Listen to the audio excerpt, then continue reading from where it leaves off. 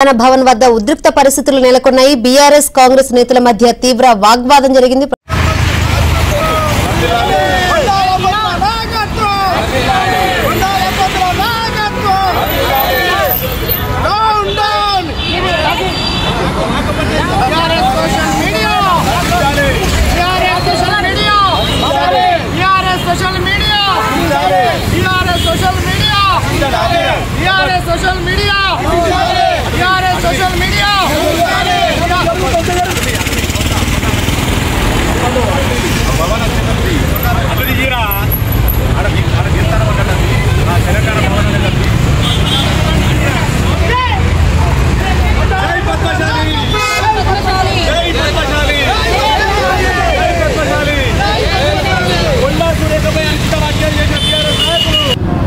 స్థానిక పార్లమెంటు సభ్యుడైనటువంటి రఘునందన్ రావు గారు నూలుదండనేసి మెడలో నూలుదండ వేసి ఆహ్వానించినందుకు ఆ బొమ్మలను బీఆర్ఎస్ పార్టీ వాళ్ళు వివిధ రకాలుగా మీకు షాదీ ముబారక్ రాలేదా అని సోషల్ మీడియాలో ఒకరు, ఇంకొకరు ఈ జంట బాగుందని ఇంకొకరు రకరకాలుగా ఒక బడుగు బలైన వర్గాలైనటువంటి చేనేత బిడ్డను అవమానపరుస్తూ ఉన్నారు. దానికి మేము వ్యతిరేకంగా ఈరోజు బీఆర్ఎస్ భవనాన్ని అడ్డుకుందాం, అక్కడ దిష్టి బొమ్మ దగ్ధం చేస్తాం. కేటీఆర్ గారు చేసేటువంటి బీఆర్ఎస్ పార్టీ సోషల్ మీడియాను అడ్డం పెట్టుకొని ఇష్టానుసారంగా మహిళను అవమానపరుస్తూ ఉంది. కేటీఆర్ గారు లేదంటే రాష్ట్ర వ్యాప్తంగా ఎక్కడైతే మీ శాసనసభ్యులైనా మీ పార్టీ నాయకులు ఎక్కడ తిరిగినా పద్మశాలి ప్రతి కుల బాంధవులు చేనేత వర్గాలు మిమ్మల్ని అడ్డుకుంటాం. మీరు ఏ నియోజకవర్గానికి వచ్చినా మిమ్మల్ని తరిమి కొడతాం, మీ బట్టలు ఉడదీసి కొడతాం.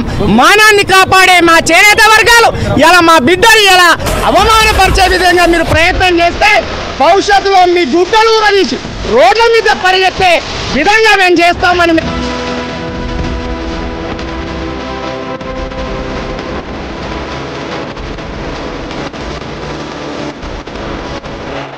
మీకు ఒకటే చెప్తున్నా, మీరు ఇదే నడిస్తే ఖచ్చితంగా రాబోయే రోజులలో ఇప్పుడు వదిలిపెట్టి తెలంగాణ రాష్ట్రంలో మహిళలు మిమ్మల్ని బొంద పెట్టారు. చెప్పులతో తల్లినాం, మొన్న చెప్పులతో కొట్టినాం, మీకైనా సిగ్గు రాలేదు.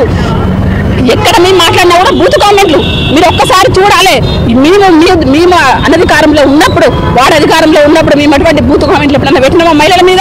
మీరు ఇప్పుడు చూడండి, ఓపెన్ చేసి చూడండి, ఏ మహిళ మాట్లాడినా చెప్పుకోలే మాటల విధంగా బూత్ కామెంట్లు పెడుతున్నారు. మేము తలదించుకొని నడవాలా? మేము ఈ రోజున రాజకీయంలో ఉన్నామంటే మా జీవితాలు ఇలా ప్రజల కోసం మేము అర్పిస్తున్నాం. దానికి వాళ్ళు కాముకగా మాకు ఇటువంటి బూత్ కామెంట్లు పెట్టి మమ్మల్ని అవమానపరుస్తున్నారు. ఈ దొంగలను ఇక ముందు ఎవరన్నా సోషల్ మీడియాలో బూత్ కామెంట్లు పెడితే ఇంకా ఉపేక్షించేది లేదు. నేను ఇప్పుడున్న గవర్నమెంట్ మా రేవంత్ రెడ్డి గారికి నేను ఒక్కటే విన్నపం చేసుకుంటున్నా, దొంగ నా కొడుకులు ఎవరు కూడా మహిళల మీద బూత్ కామెంట్లు పెడితే వాడిని వెంటనే దొరకబట్టి వాడిని జైల్లో వేయాలి. అట్లా చేసిన వీళ్ళకు బుద్ధి వస్తుందనేసి మాత్రం విన్నవించుకుంటున్నా, మనవి చేసుకుంటున్నాం.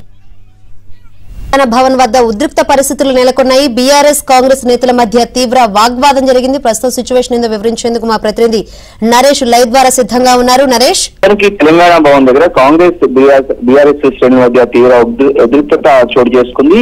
తెలంగాణ భవన్ ముట్టడి కోసం కాంగ్రెస్ సంబంధించిన పద్మశాలి నాయకులు ఒకసారిగా దూసుకొచ్చారు. వాళ్ళు ధర్నా చేసే క్రమంలో ఇక్కడ బీఆర్ఎస్ పార్టీ శ్రేణులు కూడా వాళ్ళ మీద తిరగబడిన పరిస్థితి, ఒకరొకరు తోపులాట్లు చేసుకున్నాయి. ఆ తర్వాత కాంగ్రెస్ శ్రేణులు బీఆర్ఎస్ శ్రేణులు తిరిగిబాదే పరిస్థితి. వాస్తవానికి దీని వెనుక కాంగ్రెస్ పార్టీ ఒకటే ఆలోచిస్తుంది. మంత్రి సులేఖ మీద సోషల్ మీడియాలో, బీఆర్ఎస్ కు సంబంధించిన సోషల్ మీడియాలో కొంత అయితే మీద అసభ్యకరంగా పోస్టులు పెట్టారు. దాన్ని ఖండిస్తున్నాము, అందుకే తెలంగాణ భవన్ ముట్టడికి వచ్చామనేది అటు కాంగ్రెస్ పార్టీ శ్రేణులు ఎవరైతే వచ్చారో వాళ్ళు చెప్తున్న మాట. సో దీనికి ప్రతిగా బీఆర్ఎస్ శ్రేణులన్నీ కూడా ఒకసారిగా కాంగ్రెస్ శ్రేణుల మీద దూసుకొచ్చాయి. కాంగ్రెస్ శ్రేణులు వారి వెంట తీసుకొచ్చిన కేసీఆర్ దిష్టి బొమ్మను కాల్చే ప్రయత్నం చేశారు. ఈ నేపథ్యంలోనే బీఆర్ఎస్ శ్రేణులు ఒకసారిగా దిష్టి బొమ్మను పక్కకు జరిపి కాంగ్రెస్ శ్రేణులను కొంత అక్కడి నుంచి పంపించేసే ప్రయత్నం చేశారు. ఈ లోపల పోలీసులు కూడా వచ్చిన పరిస్థితి.